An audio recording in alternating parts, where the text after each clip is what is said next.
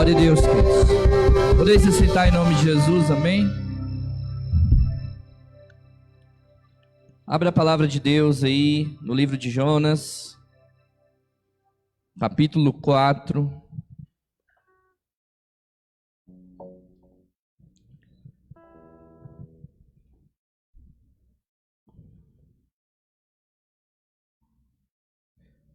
Glória a Deus.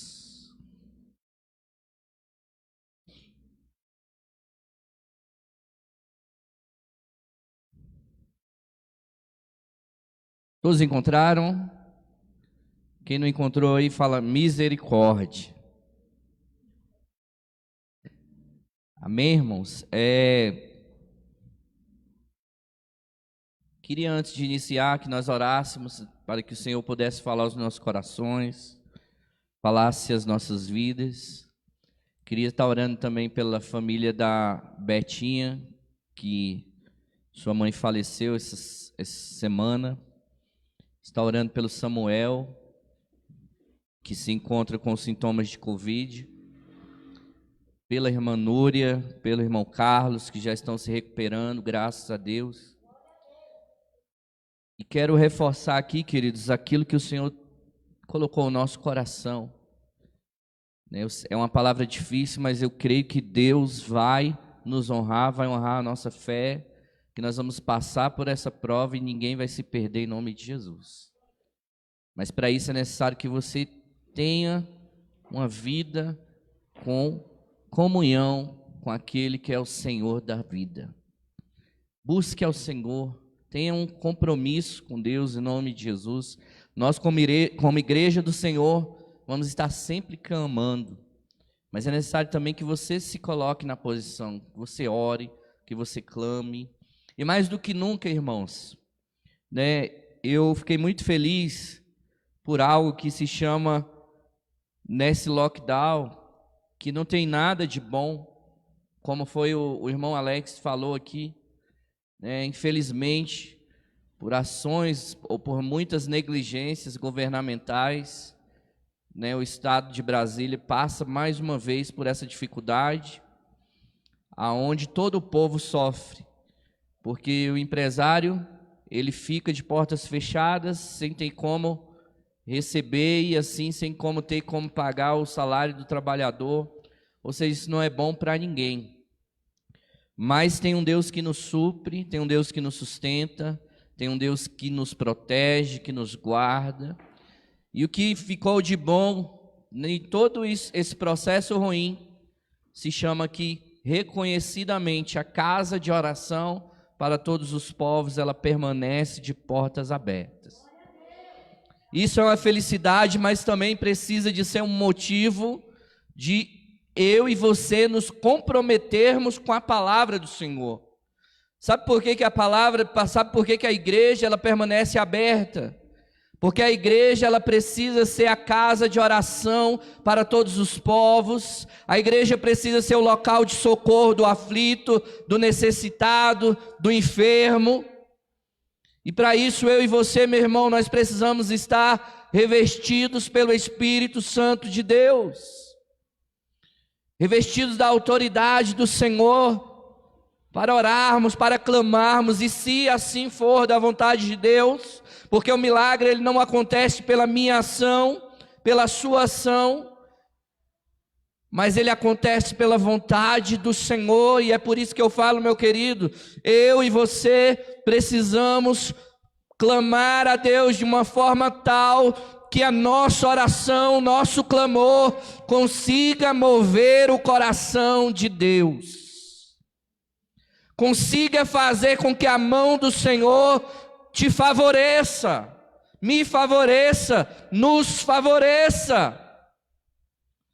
A palavra de Deus diz que o profeta ele chega até o rei Ezequias, leva uma palavra para ele de morte, e aquele rei ele se posiciona, independente se as ações depois não foram as melhores do rei Ezequias, mas a palavra de Deus diz que ele se posiciona, se coloca de frente à parede, começa a orar, a clamar, e a oração do rei, o clamor do rei, faz com que o Senhor se movimente e aumente o tempo de vida do rei aqui na terra. O que eu quero despertar a você nessa noite, meu irmão? Não há mais tempo para a igreja recuar e retroceder. Não tem mais tempo, meu irmão, de nós ficarmos com medo, paralisados, como foi cantado aqui. Eu e você não podemos mais viver escravos do medo, servindo a um Deus que é dono da vida. É óbvio, eu quero chamar aqui a atenção ao alerta. Nós não somos uma igreja irresponsável, meu irmão. Mais do que nunca, você deve observar os protocolos de segurança. E eu repito sempre, eu vou até trazer um exemplo aqui. Cadê o diácono Alex? Estava aqui. Não sei se vocês observaram, mas eu vou trazer o exemplo que ele estava aqui no altar. Durante a sua ministração, que foi uma bênção, o que ele fez? Aquilo que não pode ser feito. Levou a mão no olho. Isso não pode, são hábitos. São hábitos que nós precisamos observar. Porque nós tivemos contato com diversas coisas, e isso não é só na igreja. Você vai ao mercado, muitos vão trabalhar, e você vai ter contato direto com coisas, com encomendas. E você não pode, meu irmão, ficar levando sua mão ao nariz, ao olho e à boca. São hábitos que nós precisamos mudar. São tempos novos, mas o que nós precisamos é avançar, é saber que eu e você precisamos seguir os protocolos, precisamos observar, mas saber que se porventura algum mal nos atingir, nós temos um Deus que é poderoso para nos livrar, é o Senhor da vida, é o Senhor da morte. Nós não devemos temer a pandemia, nós não devemos temer o mal, mas nós devemos temer, estar na presença daquele que é poderoso para levar, tomar a nossa vida e para dar a nossa vida também. É nesse Deus, meu irmão, que você precisa se apegar. E o que nós aprendemos no primeiro lockdown, irmãos? A igreja fechou. O que aconteceu com os irmãos? Você sabe muito bem o que aconteceu com a sua vida espiritual. Você começou a se enfraquecer na fé. E é justamente isso que não pode ocorrer comigo e com você. Porque nos momentos mais difíceis das nossas vidas, é aí que nós precisamos estar próximos do Senhor poderoso, que é capaz de mudar a nossa história. Então eu queria, antes de iniciar a palavra, trazer esse alerta, meu irmão.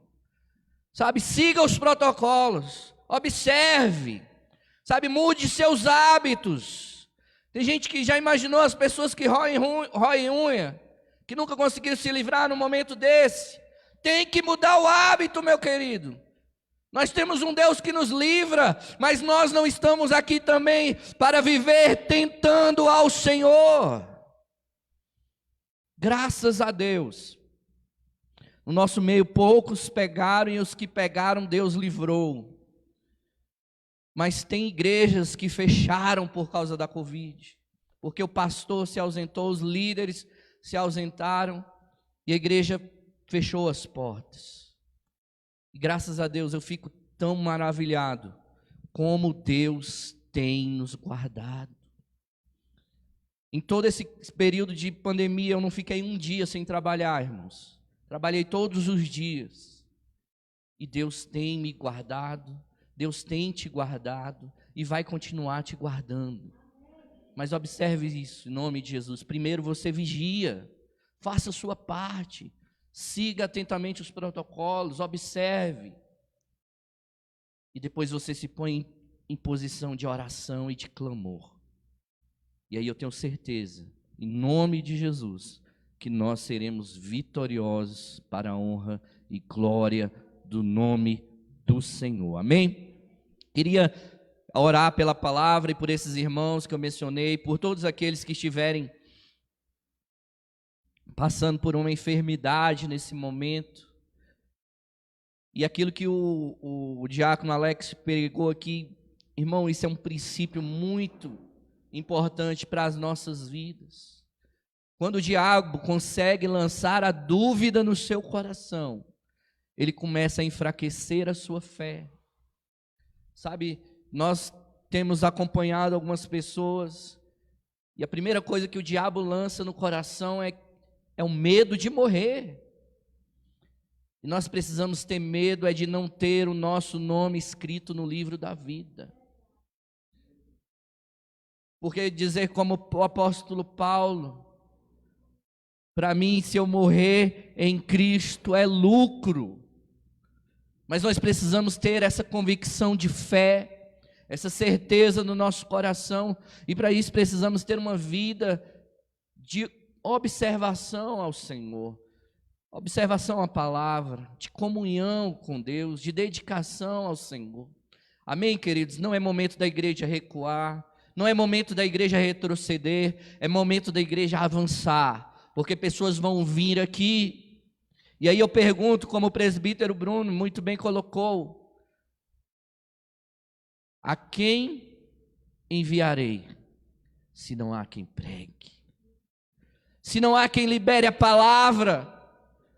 As pessoas estão vindo, irmãos, como aconteceu aqui, uma irmã que veio aqui clamando: olha, eu quero um trabalho lá na minha casa. E eu te pergunto nessa noite, a palavra de Isaías 6, é muito fácil, irmão, nós subirmos aqui e muitas vezes falarmos aquilo que é a palavra de Deus, mas o que Deus quer de cada um de nós é que nós nos posicionemos e dizemos: Senhor, eis-me aqui, envia-me a mim, ó Deus, eu vou ser o profeta dessa geração, eu vou ser aquele que vai dizer a enfermidade: bata em retirada em nome de Jesus. Seja curado em nome de Jesus, irmãos. Nós não temos poder nenhum, mas há um poder mediante a palavra de Deus, há poder no sangue de Jesus, e nós, como profetas, como sacerdotes dessa geração, precisamos ser ousados e dizer: olha, seja curado em nome de Jesus, e nós vamos caminhando de fé em fé, vivendo os milagres de Deus, vendo cada um dos nossos ser liberto e livre pelo poder da palavra. Então se posicione, comunidade cristã nova geração. O Senhor tem nos chamado a uma grande obra, e esses somos nós que precisamos pregar aqui no Sol Nascente, e onde o Senhor nos levar. Mas para isso é necessário que você se prepare, se posicione, se coloque de pé. Não viva uma vida prostrado, meu irmão. Se levante em nome de Jesus e diga: Senhor, eu serei o profeta dessa geração. Curva sua cabeça, vamos orar em nome de Jesus pelos enfermos, por essa palavra, que ela encontre morada em nossos corações. Senhor, nessa noite, Pai, nós oramos pela família da Beth. Pedimos: Espírito Santo de Deus, é o Senhor quem traz o consolo, é o Senhor quem traz o conforto, é o Senhor quem traz a paz que excede ao entendimento dos homens. Nessa hora, Jesus, visita essa família, Pai. Visita com a paz que vem do Senhor, a paz que o mundo não entende e não conhece, porque nós somos, Pai, sabedores de que viveremos junto com o Senhor na Tua glória. Meu Deus, eu quero pedir por aqueles que estão enfermos aqui na Tua casa. Quero clamar pelo Samuel, quero clamar, Senhor, pela Núria, pelo irmão Carlos, Jesus, pela irmã Maria, pela Ana Cláudia, por todos que nessa noite se apresentem com alguma enfermidade, alguma dor, que aonde eles estiverem, Senhor, se eles estiverem ouvindo e orando aqui hora juntamente conosco, Deus, nós liberamos a palavra de milagres. Seja curado em nome de Jesus. Meu Deus, toma nessa noite as nossas vidas. Espírito Santo de Deus, tenha liberdade, Jesus. Tenha liberdade para falar os nossos corações, para falar as nossas vidas. Pai, toma esse ambiente, Jesus, que o teu Espírito, teu Espírito Santo se aproprie desse ambiente. Nós pedimos, Deus, os nossos ouvidos estão disponíveis, o nosso coração está disponível, Pai. Penetra no profundo, penetra no escondido, Deus. Nos faz, em nome de Jesus, viver a tua palavra, colher a 100 vezes mais. Em nome de Jesus, nós damos ordens a todo principado, a toda potestade, todo espírito maligno que rouba a palavra, que porventura esteja nesse ambiente, bata em retirada, em nome de Jesus, para a glória de Deus. Amém?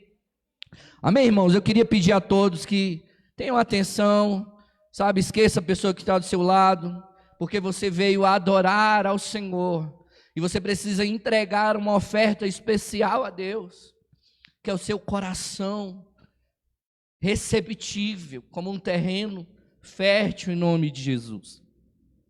E a palavra que Deus colocou no meu coração chama-se: liberte-se do espírito de Jonas.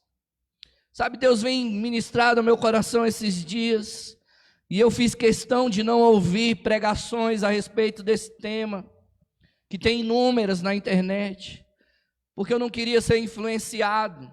E essa palavra que Deus direcionou ao meu coração, se ela existia em algum lugar, não foi porque eu ouvi, mas foi o Senhor que nos direcionou a trazer essa palavra dessa forma aqui.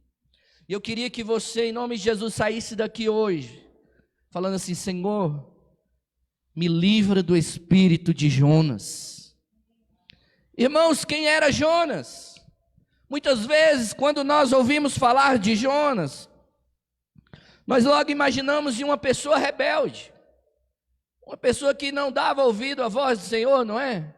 Muitas vezes nós não nos colocamos na posição de Jonas e achamos que não existe nada de Jonas dentro de nós, não é verdade? Não, Jonas não deu ouvido à voz de Deus. Muitas vezes nós ouvimos e lemos o contexto da palavra e nos colocamos sempre fora daquele contexto. Mas o que eu me maravilho na palavra é que o Senhor, Ele traz registros humanos dos profetas. E a história de Jonas, ela traz um registro humano gigantesco, que por horas eu fico vendo a postura de Jonas, irmãos, e fico, no mínimo, estranhoso com esse posicionamento de Jonas. Porque se você observar, são apenas 4 capítulos. E a história de Jonas termina sem ninguém absorver o que aconteceu. E muitas vezes, queridos, existe dentro de cada um de nós a alma de Jonas, o espírito de Jonas dentro de nós. Olha, se você observar como que começa o capítulo 4, presta atenção, vamos ler juntos. Mas desgostou-se de Jonas extremamente disso, e ficou ressentido. Aí eu te pergunto, irmãos, Jonas não gostou de quê? De que foi que Jonas ficou desgostoso? Para que você entenda, porque eu comecei por aqui, eu quero que você entenda a mensagem nessa noite. A Bíblia, ela faz um registro, e ela faz assim, a observação, que diz assim, vou traduzir aqui: não gostou Jonas extremamente. Olha o que a Bíblia está dizendo. Jonas, além de não gostar, esse desgostar dele foi tão grande que foi ao extremo da alma dele. Ele estava reprovando a atitude de Deus. Qual foi essa atitude, irmãos? Olha só, versículo 10, é o versículo anterior aí, 3, 9 e 10, para que você entenda, para que a gente entre naquilo que o Senhor quer nos trazer nessa noite. Quem sabe se voltará a Deus e se arrependerá e apartará o furor da sua ira, de sorte que não pereçamos. Olha o versículo 10, olha que lindo, olha a revelação de Deus para o pecador, para mim, para você, quando erramos, quando falhamos. E Deus viu as obras deles, como se converteram do seu mau caminho, e Deus se arrependeu do mal que tinha dito que lhes faria, e Deus não fez o mal àquele povo. A Bíblia diz, irmãos, que Deus ele chama o profeta Jonas para pregar ali em Nínive. E Nínive, todo mundo sabe, é um povo da Síria, um povo que escravizou por muito tempo o povo de Israel. Foi um povo muito cruel, o povo assírio. Cortava a cabeça dos israelitas, pendurava em madeiros de cabeça para baixo. Faziam de tudo com o povo de Israel. Mas o que o Jonas ali não conseguiu entender também, que todas essas coisas que sobreviam sobre a vida do povo de Israel, era sempre porque o povo se afastava da vontade de Deus. É interessante, irmãos, quando nós lemos, o livro de Juízes, você pode depois estar lá fazendo essa leitura, você vai ver que por diversas vezes a Bíblia registra assim: e o povo novamente se esqueceu do seu Deus. E aí vinham problemas, vinham lutas, vinham dificuldades, porque o povo começava a fazer o que era mal aos olhos do Senhor. Então Deus chama o profeta, e Deus é um Deus que te ama, Deus é um Deus que não quer ver o seu mal. Deus ama o pecador, e a Bíblia deixa isso muito claro, de tal maneira que ele entrega seu Filho único, está lá em Romanos capítulo 5, versículo 12, não vou estar entrando para a gente não perder o foco,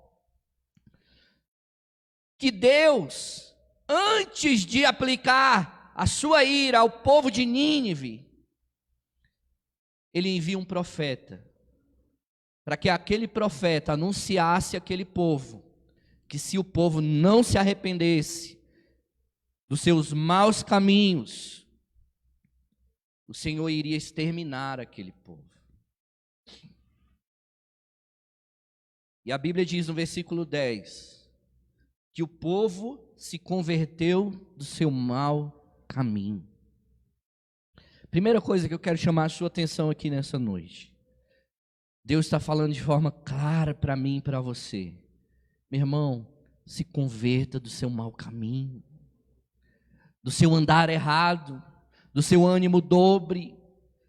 Irmãos, Deus ele nos chama, em um versículo que eu gosto, todos vocês sabem, 1 Coríntios capítulo 15, versículo 58, Deus deixa de forma explícita a vontade dele para o povo, e ele fala: sede firmes, sede constantes, sede inabaláveis, sempre abundantes, porque o seu trabalho na obra de Deus não é em vão.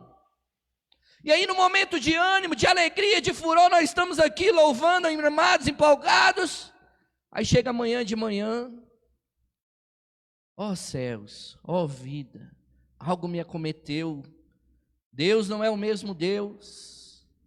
Irmãos, não é mais tempo da igreja ficar de ânimo dobre, ficar temerosa. É tempo de nós nos posicionarmos, independente se o dia está bom, se o dia está mal, independente se existe uma enfermidade que nos aflige hoje ou que não nos aflige, independente se temos emprego ou não, independente se temos casa ou não, nós precisamos fazer como os apóstolos.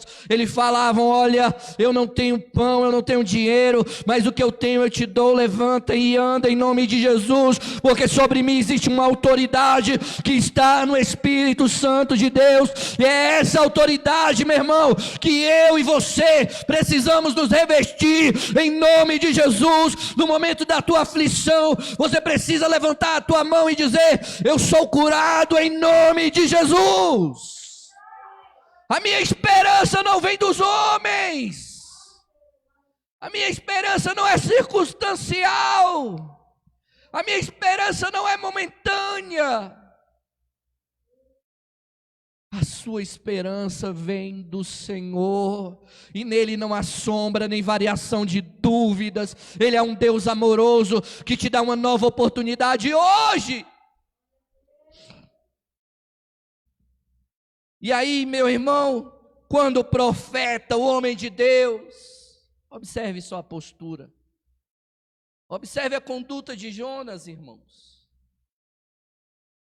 Versículo 1: desgostou-se Jonas extremamente disso e ficou ressentido. Irmãos, vamos lá. Jonas não era um novo convertido. Jonas não era, com certeza, Jonas era espiritualmente falando, mais posicionado que todos nós aqui. Jonas era filho de Amitai.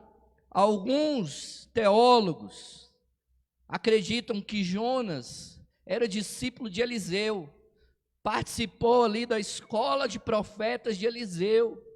Ou seja, Jonas tinha todo um histórico espiritual, irmãos. E vamos nos ater à palavra. Jonas ouvia a voz de Deus, irmãos. Jonas ouvia a voz de Deus, irmãos.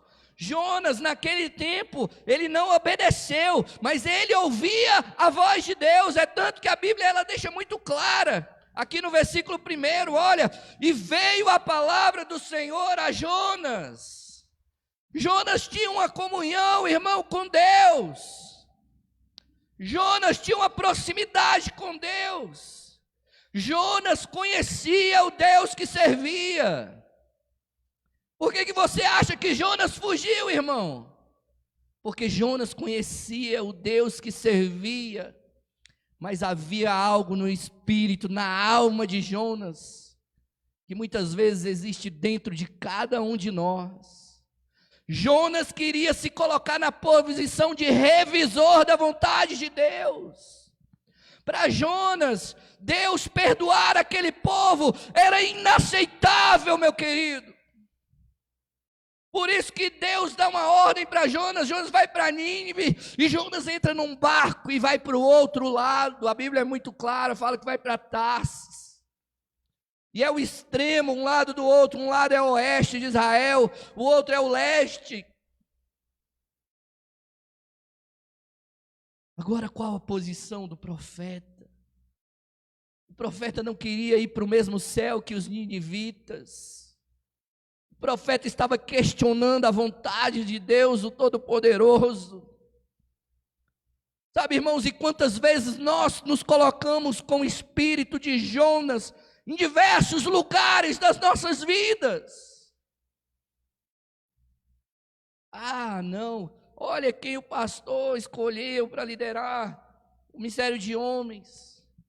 Mas tinha que ser fulano. Por que não é fulano, não é Beltrano? Graças a Deus eu creio que aqui não tem esse tipo de situação. Mas eu queria que isso ficasse registrado no nosso coração, irmãos. Esse sentimento mesquinho.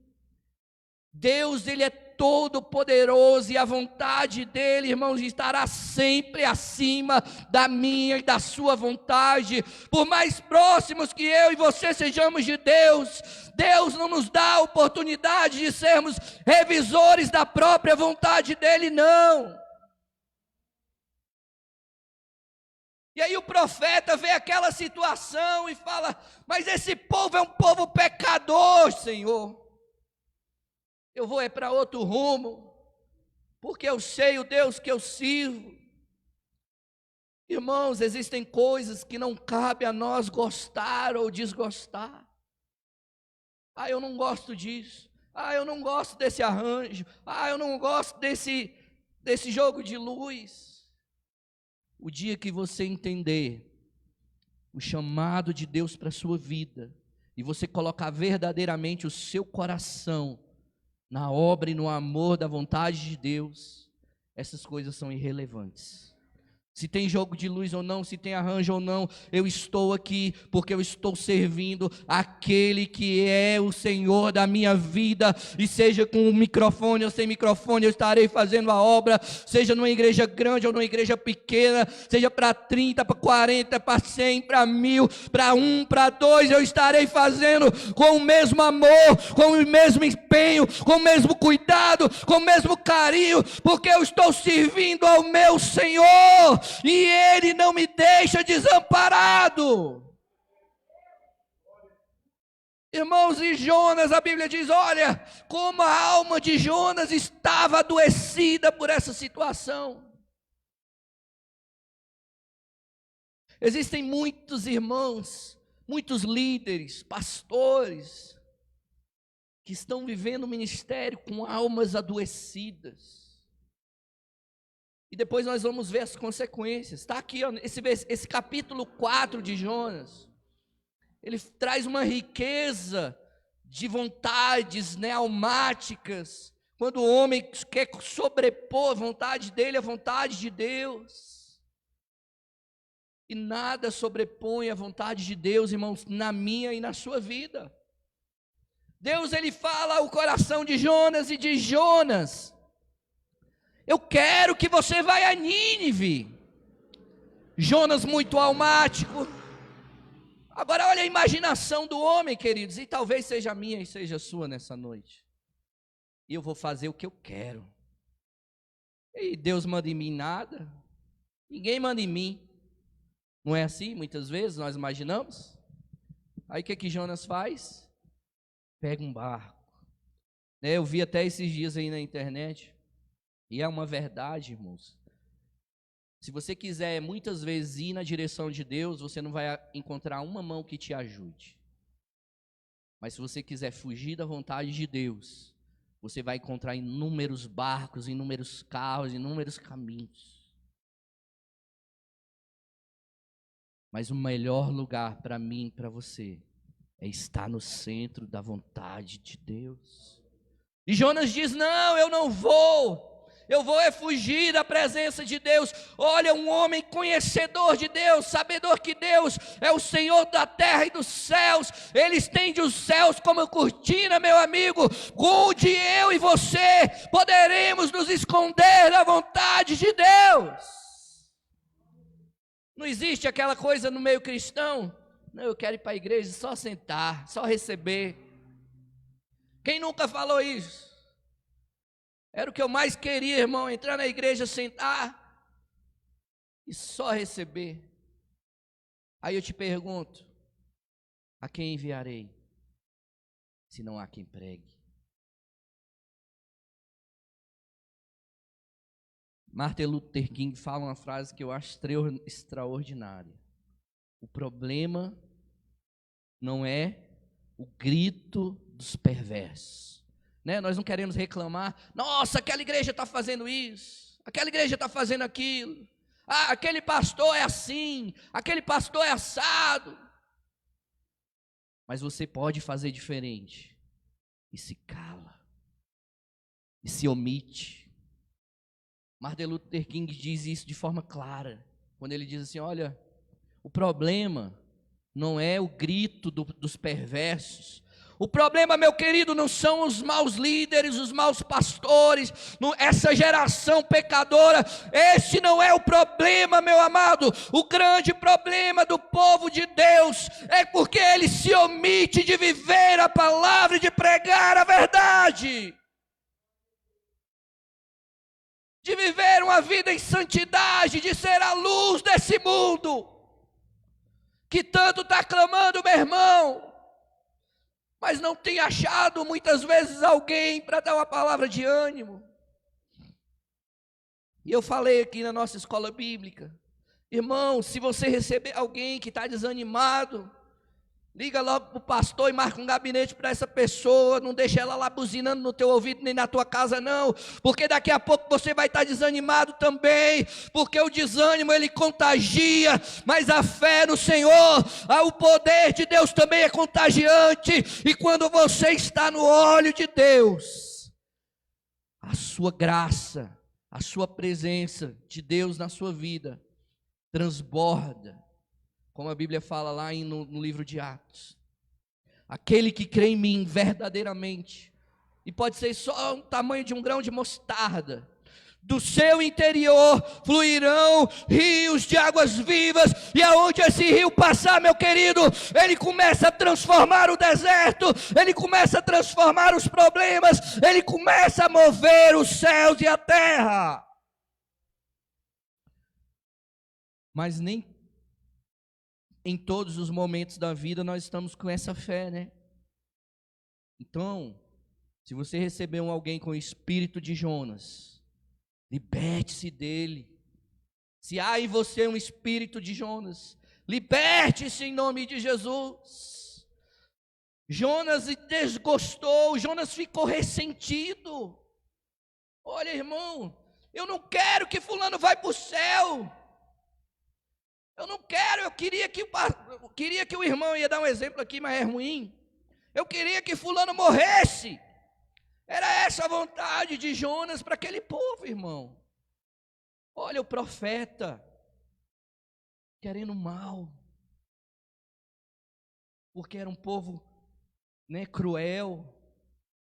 Versículo 2: e orou ao Senhor e disse: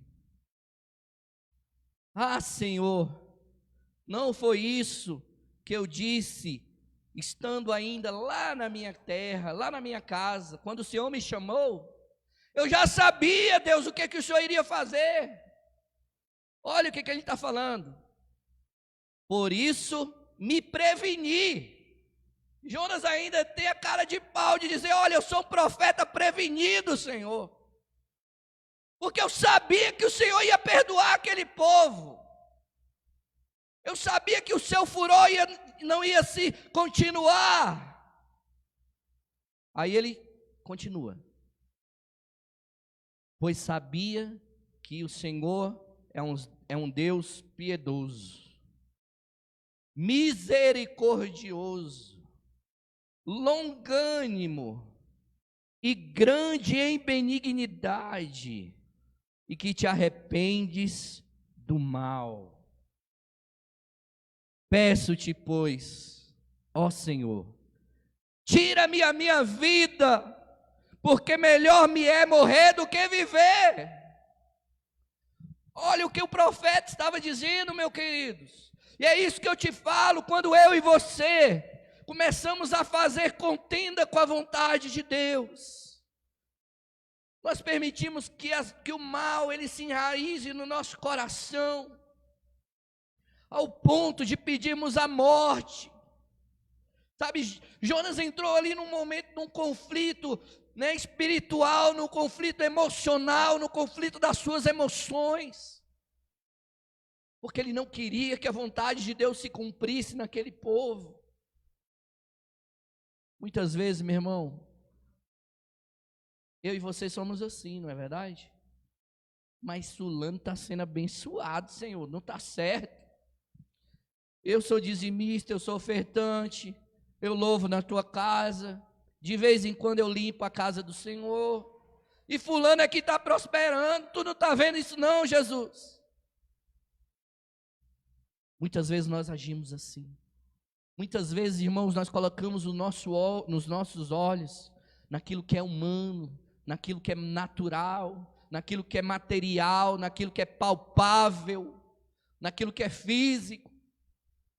Enquanto a palavra de Deus, ela diz que o homem espiritual, ele discerne todas as coisas e por ninguém é discernido, pois quem tem o Espírito do Senhor,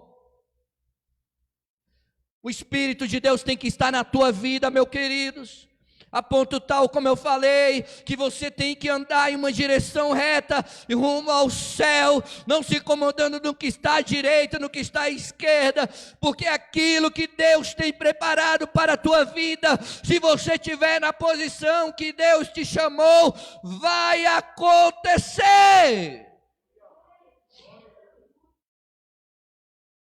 Precisamos ser um povo espiritual.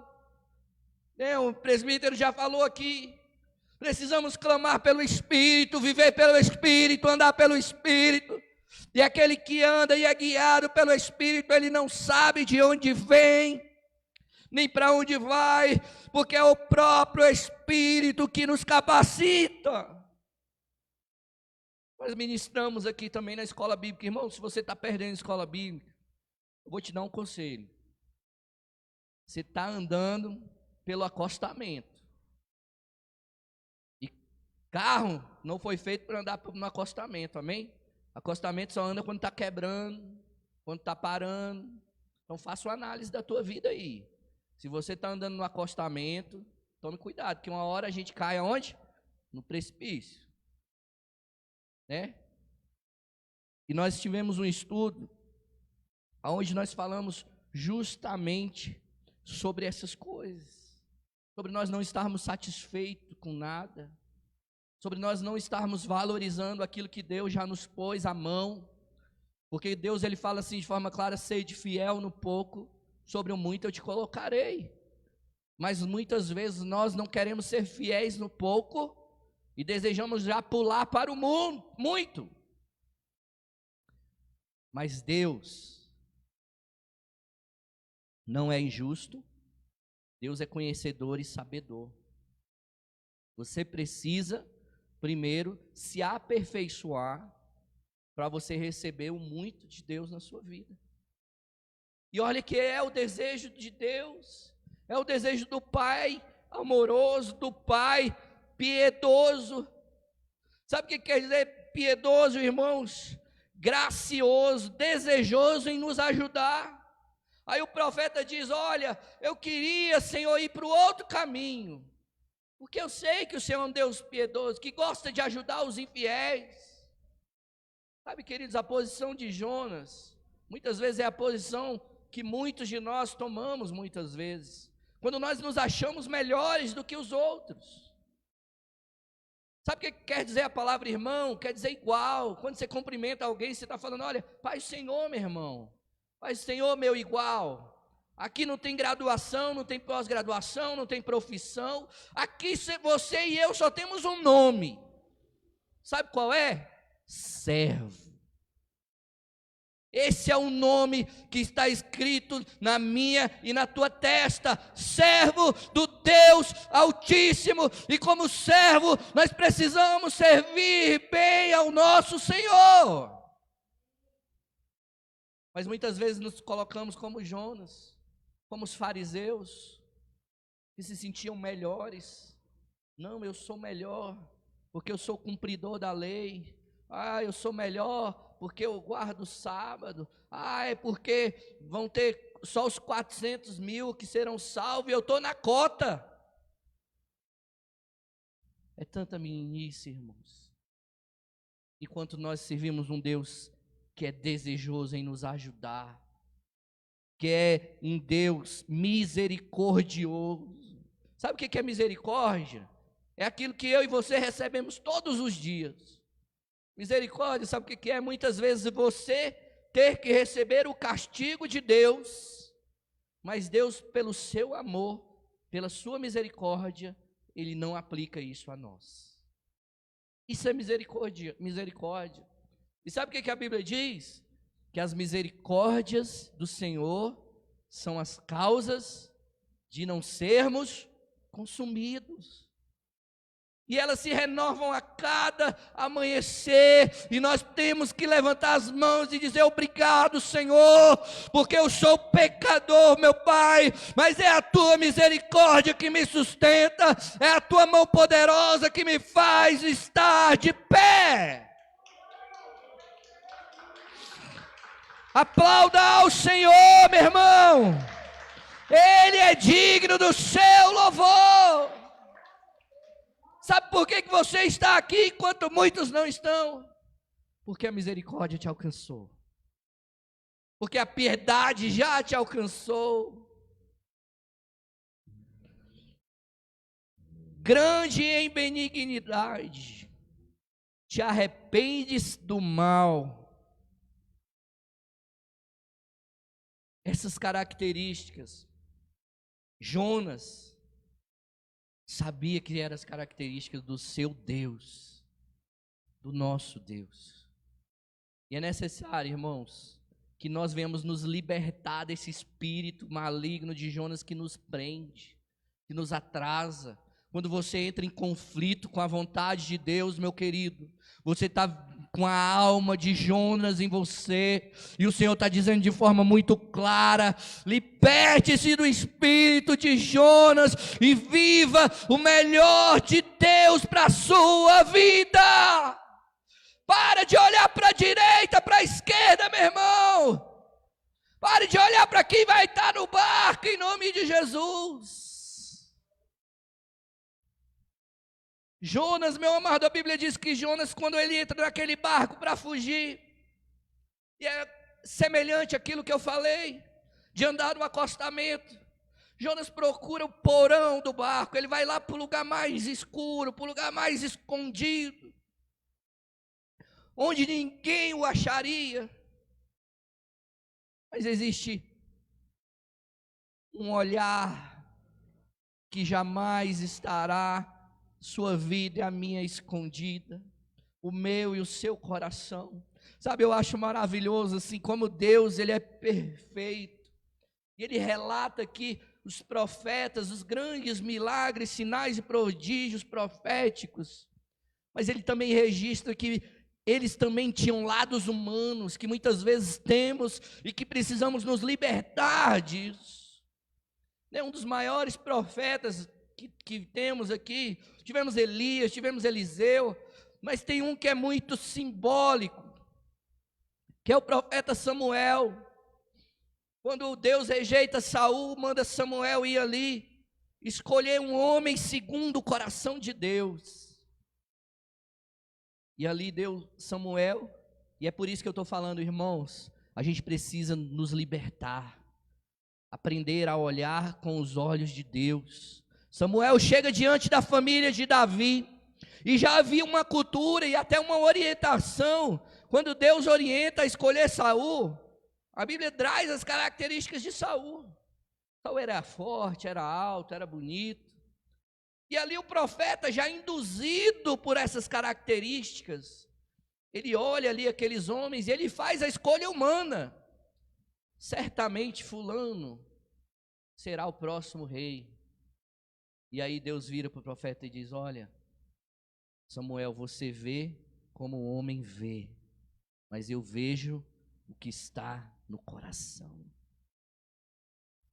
Irmãos, o que está no meu coração, nem a minha esposa sabe, mas nada fica oculto aos olhos do Senhor. Quando você está na casa de Deus, lá no seu trabalho, onde você estiver, irmão, nós podemos esconder tudo de todos, mas não podemos esconder nada daquele que tudo vê. E a palavra de Deus diz que os olhos do Senhor estão sobre toda a terra, procurando os maus, os bons, Ele vê a todos. E Deus tem a capacidade, e Ele só tem essa capacidade, irmão, porque Ele é aquilo que realmente o profeta disse. Jonas pelo menos olha para Deus e diz que: Deus, Tu és piedoso, Tu és misericordioso, longânimo, grande benignidade, que se arrepende do mal. Somente um Deus desse consegue olhar para Davi e dizer: esse é segundo o meu coração. Sabe por quê? Diferente de Jonas, irmãos, isso é o segundo ponto que eu queria falar com você aqui nessa noite. Jonas aqui, nesse versículo 2, entenda o que está acontecendo aqui. No versículo 1, traz o relato de como Jonas se sentiu, de como ele achou ruim aquela decisão. No versículo 2, do capítulo 4, Jonas começa a justificar as atitudes contrárias à vontade de Deus. E um homem que segue esse caminho, é por isso que eu digo, se você está seguindo o caminho de sempre viver se justificando, liberte-se do espírito de Jonas nessa noite, em nome de Jesus. Pare de se justificar, irmão. O homem segundo o coração de Deus, ele faz como Davi, diz: Senhor, eu pequei e me arrependo, livra-me desse mal. Davi tem um dos relatos mais lindos, onde o profeta vira para ele e pergunta: Davi, tu quer cair nas mãos dos homens, pelo pecado que ele cometeu, ou nas mãos de Deus? Imagine aqui, irmãos, se Deus virasse para Jonas e falasse: Jonas, você quer cair nas mãos dos ninivitas, porque você pregou relaxadamente, porque você fez uma pregação de miséria, você não queria que ninguém se convertesse, o seu desejo era que ninguém desse ouvido à palavra, ou você quer cair na mão desse Deus, que é piedoso, misericordioso, longânimo, grande? O que você acha que Jonas iria responder? Aí no momento que a sardinha é para mim, para você, a gente quer um Deus misericordioso, a gente quer esse Deus, mas quando é para o nosso desafeto, não vou nem dizer de inimigo, não, Senhor, que ele caia nas mãos dos homens, que venha a ser exterminado, né? Nós vivíamos uma geração onde nós ouvíamos muito isso: aquele que tocou no ungido do Senhor, ele vai acontecer isso e aquilo e aquilo e aquilo. É o mesmo Deus que nós servimos, é o que ele serve. Se não houve ainda um amadurecimento, uma maturidade da parte do nosso irmão, tem que haver um amadurecimento na parte da minha e da sua vida, queridos, porque em nós habita o Espírito Santo daquele que é piedoso. Você tem que ser piedoso, você tem que ser misericordioso. Sabe, irmãos, como pastores, algo que eu aprendia muito cedo e que muitos não aprenderam, irmãos: pastor não é dono da vida de ninguém. Pastor não está para julgar, para condenar. Essa não é a função do pastor. A função do pastor é aconselhar. Esse é o caminho, meu irmão. Segue por ele. Vai dar certo em nome de Jesus. Nós vivemos um tempo onde as pessoas queriam que os pastores tomassem as decisões, e eles, muito tolos: faz isso, faz aquilo. A decisão das nossas vidas, as escolhas, cabe a cada um de nós. Deus, ele te deu livre-arbítrio para você escolher entre o bem e o mal, para você escolher entre o caminho de pastos verdejantes ou o caminho mau, e a escolha é sua. Cabe unicamente, exclusivamente você. E se você não tiver o Espírito Santo de Deus, a chance de você tomar a decisão errada na sua vida é muito grande. E Jonas, querido, como todo israelita, todo homem obstinado, ele pode estar errado, mas ele só acredita quando cair no buraco. Ele faz aquilo que é comum e natural, e muitas vezes nós fazemos também: justificar. Quando nós vemos alguém só se justificando, é o espírito de Jonas, é o espírito de Saul, sabe? Você errou, você falhou, irmão. Pastor não é juiz, chefe não é juiz. Eu já contei isso, irmão. Eu tenho uma dificuldade enorme de acordar cedo. Vocês não imaginam como é difícil para mim. Eu posso dormir 2, 3, 4 horas da manhã, 5 da manhã, eu estou ligado a 110%. Mas acordar cedo é extremamente difícil. E quando eu estava antes de eu estar nesse serviço agora, eu tinha 2 empregos, né? Era quase como o Július ali, né? Tinha 2 empregos, aí acordava de manhã em um, aí meio-dia ia para outro, à noite ia fazer faculdade, era aquela correria. E às vezes eu chegava ali 8h10, 8h15, aí gente, e uma coisa assim, extraordinária: eu vou ficar velho, se Deus assim permitir, né? Mais velho ainda, né? Porque eu quero entender, irmão, eu quero chegar na idade dos mais idosos. Não sei se tem alguém aqui ainda nessa condição, que idoso não consegue dormir até tarde, só consegue acordar cedo. Eu não sei qual é o segredo, um dia eu vou descobrir, em nome de Jesus, mas eu só consigo acordar tarde. Se não pôr o relógio lá para despertar, eu não consigo acordar. E aí, teve um dia que eu cheguei muito atrasado no serviço, cheguei 8h40. Tinha que estar lá 8 horas. E o meu chefe já era um senhor aposentado. 7 horas da manhã ele já está lá, e a sala dele ele fez questão de colocar em frente ao ponto eletrônico. Aí todo mundo que batia o dedo, eu me lembro, é emblemático a a cena, porque eu vi ele fazendo. Ele sentava na cadeirinha de roda, né? Aquela de roda, cadeira de escritório, de correr, né? Aí toda vez que, bip, aí ele jogava a cadeira dele de uma vez para ver quem estava entrando, né? Aí eu lá cheguei 8h40, aí ele de uma vez, aí ele me chama lá na sala dele. Gilberto, o que foi que você chegou tão tarde? 40 minutos já. Aí eu virei para ele e falei, não, eu estava dormindo. Não, meu relógio não despertou, não acordei, cheguei agora. Aí ele virou para mim, é por isso que eu gosto de você. Eu estava atrasado, eu tinha que levar uma sabugada do chefe, não era? Não é o correto? Aí, por isso que eu gosto de você, porque você fala a verdade. É aquilo que eu sempre falei aqui, irmãos, a verdade, muitas vezes ela pode doer, mas ela nos traz vida, ela nos liberta. A mentira, ela te acorrenta, ela te aprisiona, você fica preso. Viva as verdades de Deus na sua vida. Pare de querer justificar suas falhas e seus erros, irmão. A gente parece que vive com medo do mundo. O que o chefe pode fazer comigo, irmão? Mandar embora, amém. O meu Deus é dono do ouro e da prata. É Ele quem abre porta e fecha a porta. Mas quando você chega e conta uma mentira, você está desagradando, não é ao teu chefe, é ao teu Deus, ao teu Criador, aquele que olha, sonda e vê o teu interior. Ele está contigo em todos os momentos, meu querido. Então viva uma vida de forma digna ao Senhor. Viva de acordo com o teu chamado. Versículo 4. Não, aí versículo 3 ele fala, olha, peço, tira minha vida. Irmãos, quando você permite que o ressentimento, que a amargura, tudo isso foi tratado na escola bíblica. Foi o primeiro módulo 1.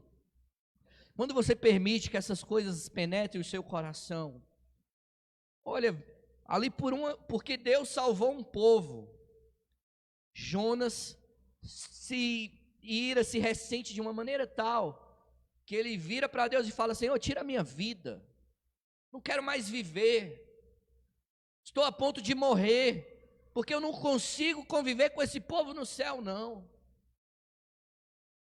Quando nós estamos nesse caminho, queridos, com o espírito de Jonas, esse é onde o diabo vai querer levar as nossas vidas. E aí é onde muitos líderes, muitos pastores se suicidaram, porque não entenderam o chamado, a posição que Deus nos havia dado. E muitas vezes esse sentimento pode estar permeando dentro da sua vida, dentro da sua alma.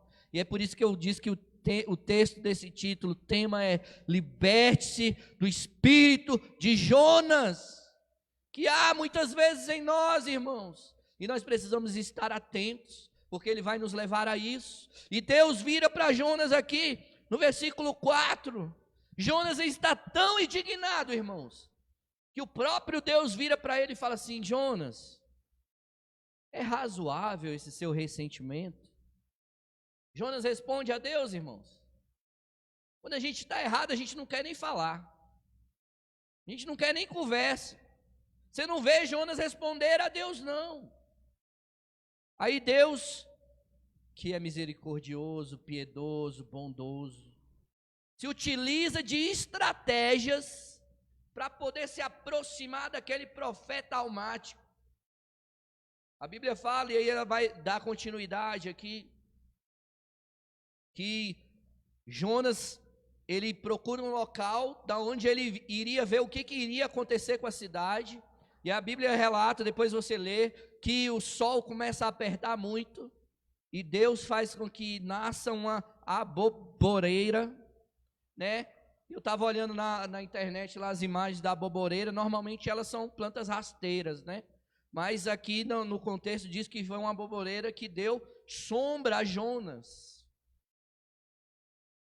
E aí, meu amado, Jonas fica feliz. Está vendo a inconstância emocional, aonde ela nos leva? Ele ficou triste porque Deus iria salvar o povo. Deus, me mata, Jesus, não quero mais viver. Isso é uma doença, irmão. Doenças da alma, enfermidade das emoções. Aí Deus cria uma planta. A planta faz sombra para ele. Aí a Bíblia diz que o profeta agora fica feliz. Aí Deus volta para ele, né? O que Deus faz? Antes disso, envia um bicho para comer enquanto Jonas dormia novamente. Deus envia ali um bicho para que ele coma aquela planta. Aí no outro dia, a Bíblia diz que Jonas acorda e o sol começa a dar na moleira dele de novo. Então disse Deus a Jonas, versículo 9: é razoável que te enfades por causa de uma aboboreira? Aí Jonas tem a audácia de responder, e ele disse: é justo que eu me enfade, Deus, a ponto de eu morrer mesmo. Olha, irmão, que diálogo vergonhoso isso.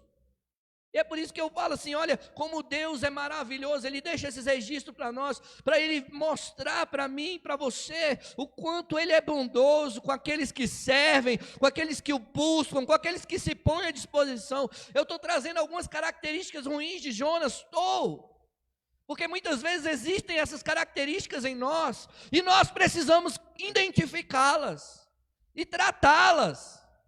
Porque senão nós vamos fazer a obra igual a obra que o profeta Jonas fez. E essa não é a obra que Deus te chamou para fazer.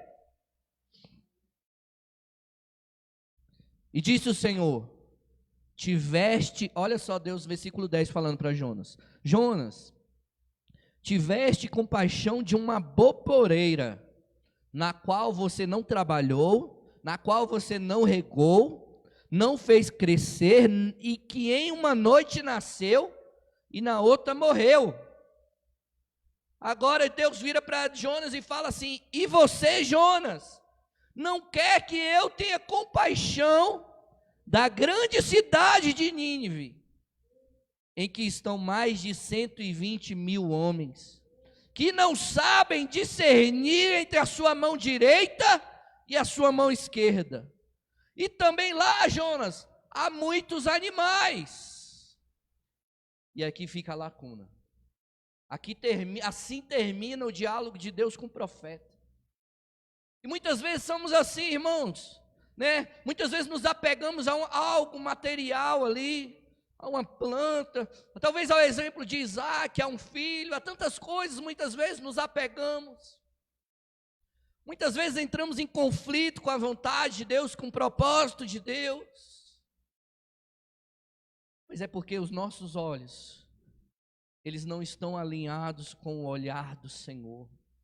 O dia que eu e você, meu irmão, alinharmos o nosso olhar ao olhar de Deus, os teus sonhos serão os sonhos de Deus, e você vai viver aquilo que a palavra de Deus diz, e tudo te irá bem, porque você conseguiu alinhar a vontade de Deus com a sua vontade.